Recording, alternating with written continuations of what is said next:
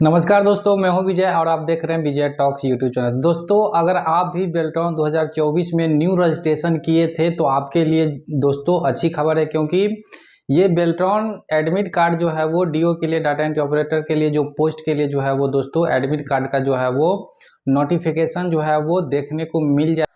तो दोस्तों, आज के इस वीडियो में हम बेल्ट्रॉन डीओ 2024 के जो एडमिट कार्ड है उसको आप किस प्रकार से डाउनलोड कर सकते हैं, साथ ही ये एडमिट कार्ड में जो है वो एग्ज़ाम का डेट जो है वो आपको कौन कौन से डेट में हो सकता है, एवं उसका लोकेशन जो है वो कौन से डिस्ट्रिक्ट में जो है वो इसका एग्ज़ाम हुआ है, साथ ही आपको कौन कौन से डॉक्यूमेंट जो है वो एग्ज़ाम के टाइम में लगने वाला है, पूरी जानकारी जो है वो आपको एडमिट कार्ड से संबंधित जो है वो देने वाले हैं। तो वीडियो के लास्ट तक बने रहे। साथ ही आपको ये जानकारी मिलने वाली है कि कब से जो है वो आप डाउनलोड कर पाएंगे। तो दोस्तों, बिना देरी किए चलते हैं हम जो ऑफिशियल एडमिट कार्ड है डाउनलोड किया हुआ उसकी ओर। फिर हम पूरी डिटेल्स जो है वो बताएंगे कि आप किस प्रकार से, कब से जो है वो इसका 2024 डीओ के लिए जो एडमिट कार्ड है वो डाउनलोड होने वाला है। तो बिना देरी के चलिए वीडियो को हम शुरू करते हैं। यहाँ पे तो दोस्तों, बैकग्राउंड में जो है वो आपको दिख गया होगा, ये बिल्कुल ही बेल्ट्रॉन का एडमिट कार्ड है डाटा एंट्री ऑपरेटर के पोस्ट के लिए। तो यहाँ पे आप देख सकते हैं Bihar state electronics development corporation यानी बेल्ट्रॉन का जो है वो आपको, और कैंडिडेट का जो है वो डिटेल। तो यहाँ पे आपको नेम ऑफ द कैंडिडेट जो है वो आपका जो रहेगा वो दिखने वाला है। इसके बाद पोस्ट अप्लायर जो है वो आपको एक्जीक्यूटिव असिस्टेंट या डीओ जो है वो आपको देखने को मिल जाएगा।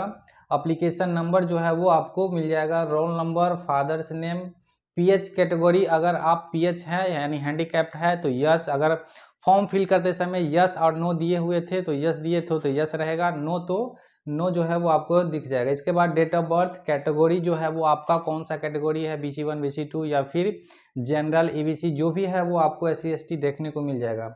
साथ ही जो है वो आपको, साथ ही दोस्तों यहाँ पे जो ध्यान देने वाली बात है, यहाँ पे आपको एक जो है वो देख सकते हैं,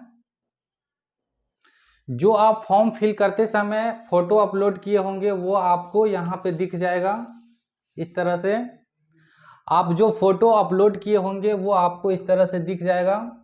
इसके बाद एक और जो है वो रिसेंट, यहाँ पे देख सकते हैं पेस्ट है, रिसेंट पासपोर्ट साइज है ना 45 mm इंटू 30 mm जो है वो colour photograph similar to that uploaded in online application and then self attested do not sign on the face. यहाँ पे कहा जा रहा है कि जब आपका एडमिट कार्ड जो निकलेगा उसमें जो है वो आपको रिसेंट जो है वो एक और फोटो जो है वो अपलोड यहाँ पे चिपका करके, और फिर उसमें सेल्फ अटेस्टेड जो है वो करके, फेस पे जो है वो नहीं जाना चाहिए, इस तरह से क्रॉस करके फिर जो है वो आपको ले जाना है। इस तरह से नीचे आएंगे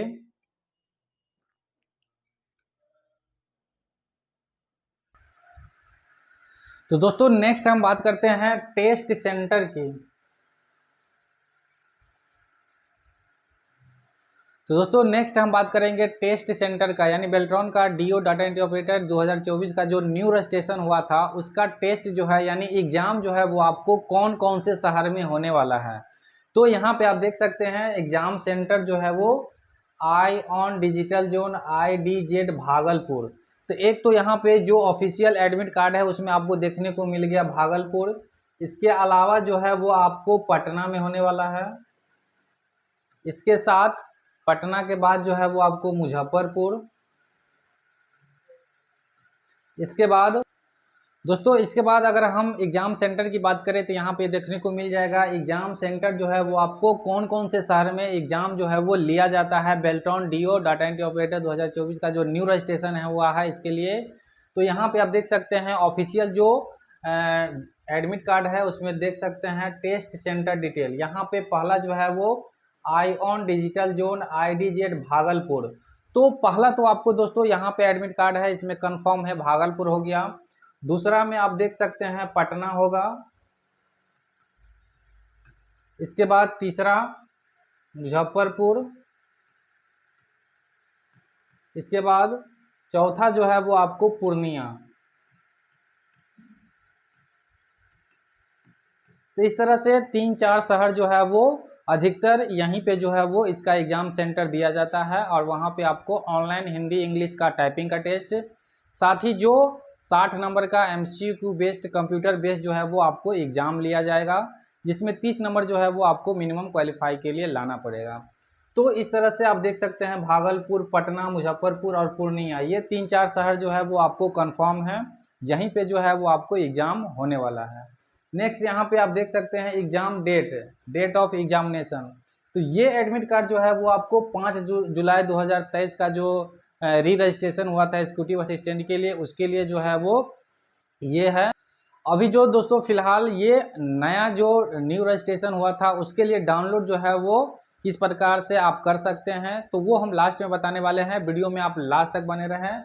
इसके साथ ही रिपोर्टिंग टाइम जो है वो आपको देख सकते हैं 7:30 AM जो है वो, यानी 2 या फिर अधिकतर 2 सीटिंग में जो है वो इसका एग्ज़ाम होता है, या फिर अधिक कैंडिडेट है तो आपको 3 सीटिंग में जो है वो आपको एग्ज़ाम लिया जाता है। यहाँ पे देख सकते हैं 7:30 AM जो है वो इसका रिपोर्टिंग टाइम है।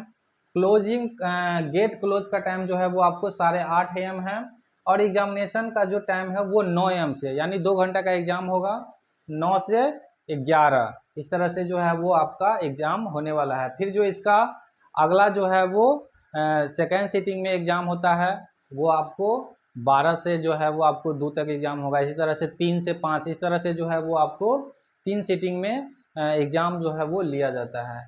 नेक्स्ट जो है वो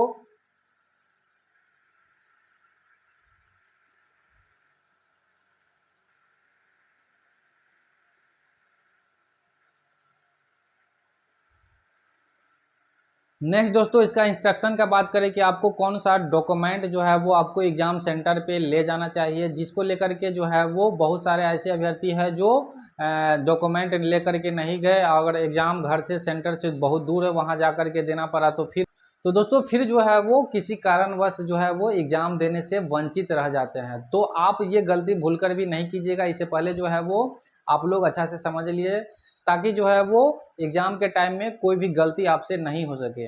तो इस तरह से यहाँ पे आप देख सकते हैं इंस्ट्रक्शन जो है वो इसका दिया हुआ है बेल्ट्रॉन के तरफ से, जो एग्ज़ाम होगा डाटा एंट्री ऑपरेटर के पोस्ट के लिए, उसके लिए। यहाँ पे आप देख सकते हैं 1 नंबर में candidates should bring this admit card with 1 recent passport size colour photograph, है ना, formally posted on it similar to uploaded photograph, and self attested admit card is to be handed over to the test administrator या फिर invigilator in the examination hall. यहाँ पे कहा जा रहा है कि जो भी कैंडिडेट है उसको एग्ज़ाम ये एडमिट कार्ड के साथ जो है वो आपको रिसेंट साइज का पासपोर्ट साइज का जो है वो रिसेंट फोटोग्राफ जो है वो कलर एक जो है वो ले करके जाना है। अगर जो आप अपलोड किए हैं वो फ़ोटो बचा हुआ है तो फिर भी वो भी फ़ोटो जो है वो आपको चलने वाला है। यहाँ पे ये एडमिट कार्ड में चिपका करके, और फिर जो है वो आपको जो भी टेस्ट एडमिनिस्ट्रेटर है या फिर इंडिविजुलेटर है उसको जो है वो आपको जमा करना होता है, फिर हाफ जो है वो आपको मिल जाएगा।